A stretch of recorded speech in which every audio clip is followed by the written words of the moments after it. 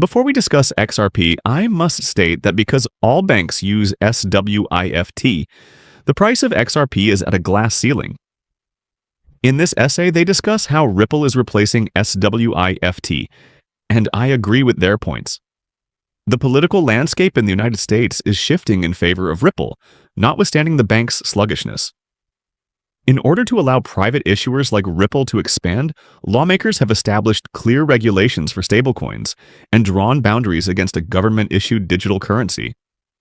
According to Brad Garlinghouse, the U.S. is now prepared to update its payment rails, calling the potential massive. Ripple has a long way to go before surpassing SWIFT, but for the first time in years, it can pursue that goal without being distracted by the courtroom. The biggest obstacle to Ripple, in my opinion, was the SEC versus Ripple lawsuit. Nobody from a bank wants to speak with someone who is involved in an SEC case. Now that it's finished, I believe Ripple may move forward extremely fast. This, in my opinion, is also an issue for SWIFT sanctions on Russia and the economic fallout for the global south. Perhaps they intentionally use the phrase ripple effect, even if they don't discuss it in this piece. However, those who enforce the sanctions are fed up with them, as are these nations. In order to prevent future sanctions, many nations are now creating their own payment methods, which benefits Ripple as well. Another example of how XRP fits is this image from Coming from Smoke. An ESDR is intended to serve as an international reserve asset that is convertible into all major currencies and is not limited by any one jurisdiction. All of the major currencies are being converted to digital CBDCs. A digital currency like XRP is suitable as an ESDR or digital reserve asset if the new financial system is composed of digital currencies. This is what an SDR currently looks like, and even in the early mappings for XRP, it appeared to be an SDR. The final slide describes how blockchain settlements can be integrated into an SDR.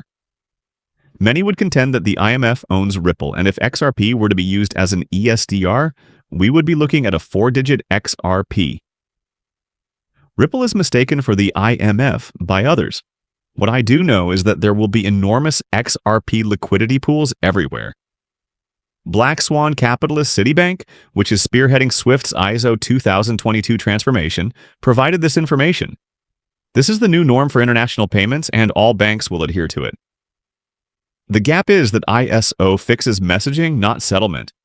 The bridge that enables value transmission in real time is XRP. What is everyone's desire?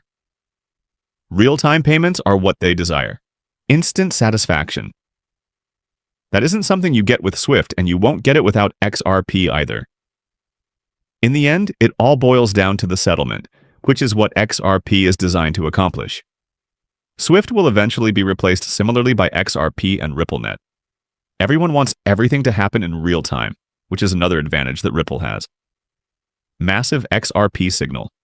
Banks are investing in cryptocurrency more quickly, according to the CFTC chair. Listen to it. Prohibited banks from engaging in digital asset activities without getting a letter of non-objection from the bank regulators. The infamous SAB 121, which I think the SEC forgot that banks are public companies and that banks custody things. So, clearly getting that rescinded by acting chairman Uyeda on the second day, I think, in office was huge. So banks can do these activities. Of course, JP Morgan has been very active in the digital asset space, as has BNY, as has Citi and all the other banks. It's been quiet. Now I think you're going to be able to see them really accelerate. So all of these projects that everybody's been working on since 2016, now we're going to start seeing more deployment, more volume, and so on and so forth. And a lot of it's been done, frankly, through portfolio companies and strategic equity investments, and so you'll see that deployment. But it's really the bank regulators and making sure, again, that the bank regulators are comfortable with the banks, with their risk governance frameworks, and then a lot's going to start to happen. As she stated, it will now accelerate. This is also what we have been anticipating, as I believe that many of these banks will become associated with Ripple in order to obtain custody.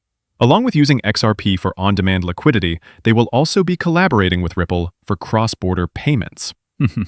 However, Sandy Cole, Franklin Templeton's head of digital asset innovation, says in this excellent film that this is going to happen. She will attend Swell 2025 as well. Listen to this out. For our listeners who are investors in the space, what would be your advice to them in terms of what they should be watching for the rest of this year to give them insight and give them the confidence and conviction that they need in their crypto investments? Yeah, so I have to say this to myself every day too. So this is advice I give myself, Jay, is stay calm, stay patient, right? As we've just discussed, the setup for what is coming is powerful. It's so powerful that if you wait until it's happening, you're going to be chasing returns that you are probably perfectly positioned to get today, right? So just be patient. The other thing I always try and remind myself is, even with all the excitement that has built over the past 18 months with crypto and the markets being at record highs in many cases, we've only seen the amount of money in the crypto markets increase from 3 to 4 trillion, right?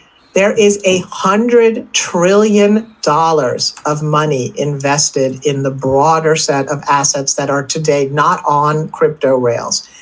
Again, just think if 10% of that money moves into crypto and token-based investments, we are increasing the size of the crypto markets by 2.5x, right?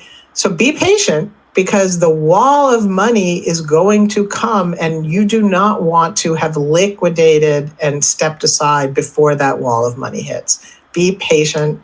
Sit back, sit tight, trust that all of these developments are leading to inevitable behavioral outcomes. Don't sell till the wall of money arrives, she's advising you, adding that only 10% of the sales provide us a 2.5 times return. Although everyone is in such a rush to sell, 50 trillion of those $100 trillion may join this market sooner rather than later. It is comparable to the retail mentality. You must adopt the institution's way of thinking.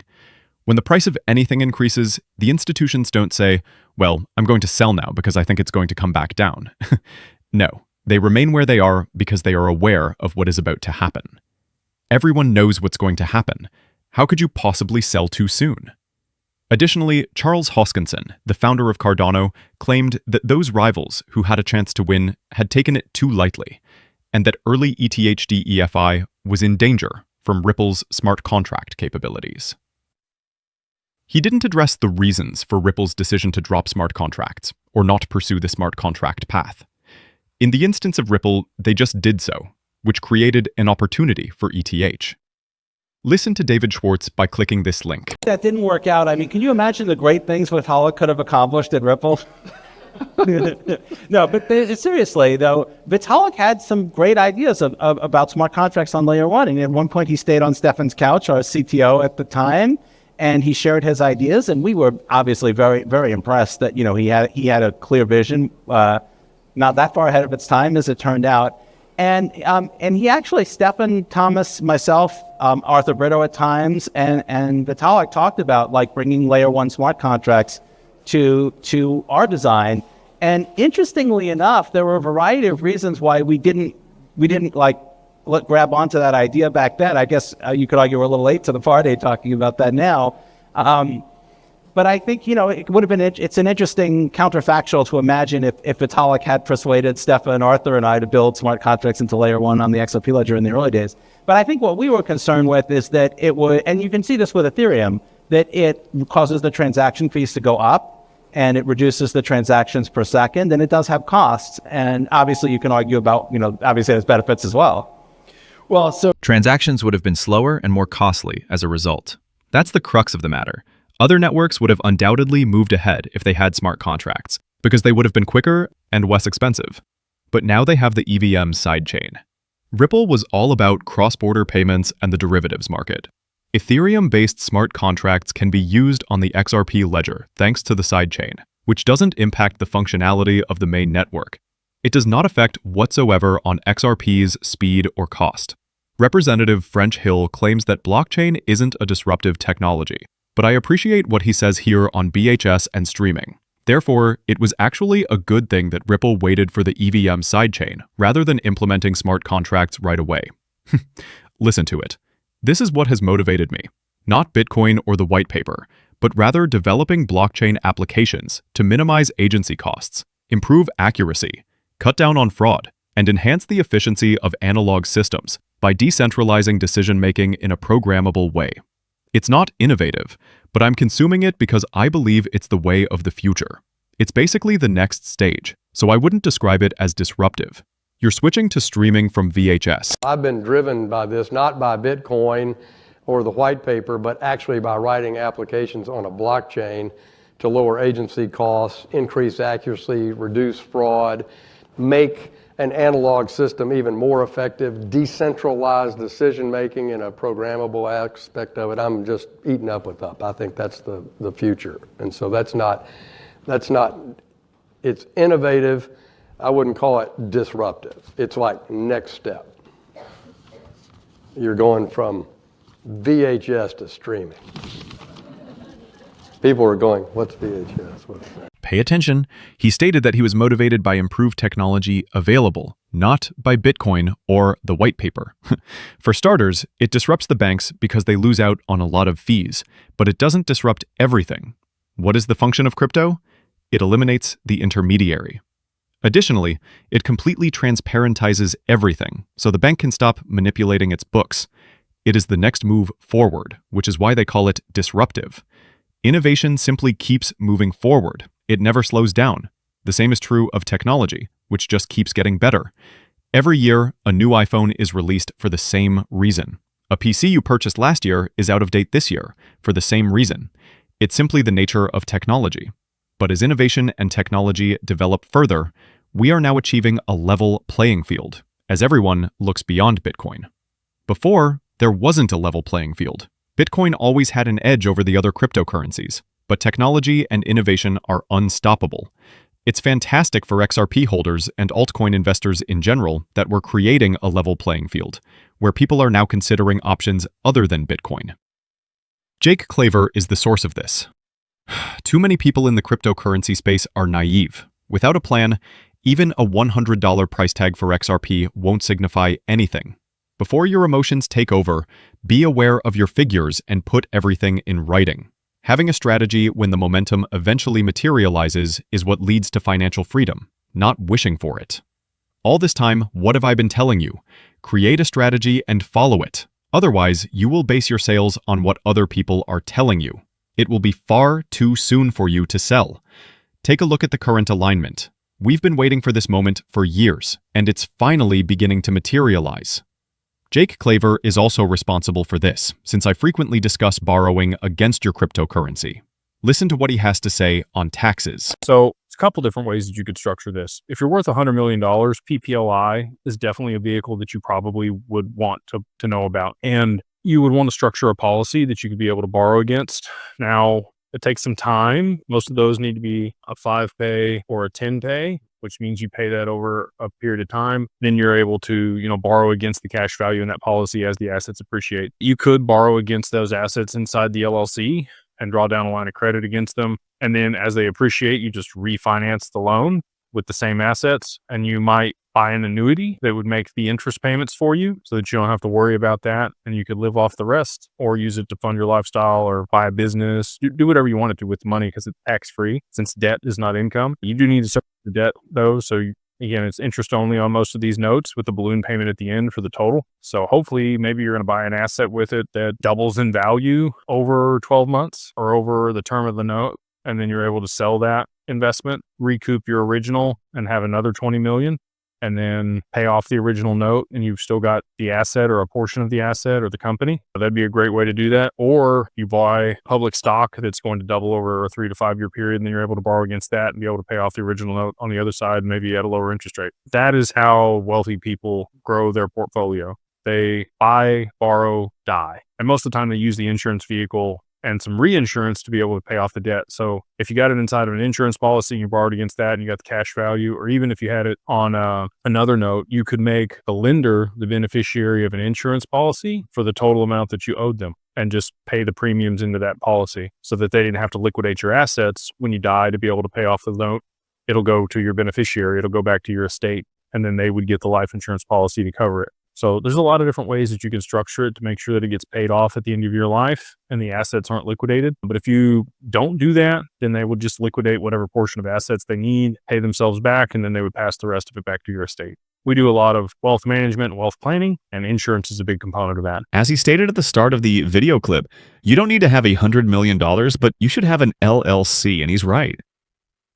Since debt is not considered income, borrowing against cryptocurrency rather than cashing it out and spending it all is not taxable. It also enables you to keep your cryptocurrency concurrently, which is similar to winning the lottery. When you win the lottery, you have two options. You can either accept the entire amount of money at once, or you can take payments over time. We are reaching that point in time with crypto. You have two options. Either cash out during the cycle and take a sizable bag of cash with you, or keep your cryptocurrency, borrow against it, and repay the loan, possibly using the passive income you're receiving over time. However, if you choose the first option and actually take the large bag of cash, be sure to pay the taxes. In cryptocurrency, a lot of people always attempt to claim, well, I'm not paying the taxes. The IRS will hear from all the exchanges when I cash out, you just cashed out all that crypto. The IRS will eventually send you a letter, but if you borrow against it, there won't be a taxable event, and you can repay it gradually without having to liquidate any cryptocurrency. I hope I made that easier for everyone, and I would definitely start researching the possibility of forming an LLC. You may take several write-offs as an LLC that you cannot take as an individual. Therefore, build a business around your cryptocurrency holdings. When you start your own firm, you can write off almost anything. For example, you can purchase a car and write it off. If you don't want to write off the automobile at 100, you can alternatively do it gradually as you accrue miles on it. Additionally, you might purchase office supplies, launch a home-based business, and I would definitely look into obtaining that LLC, but the list is endless. Every cryptocurrency owner should do that, in my opinion.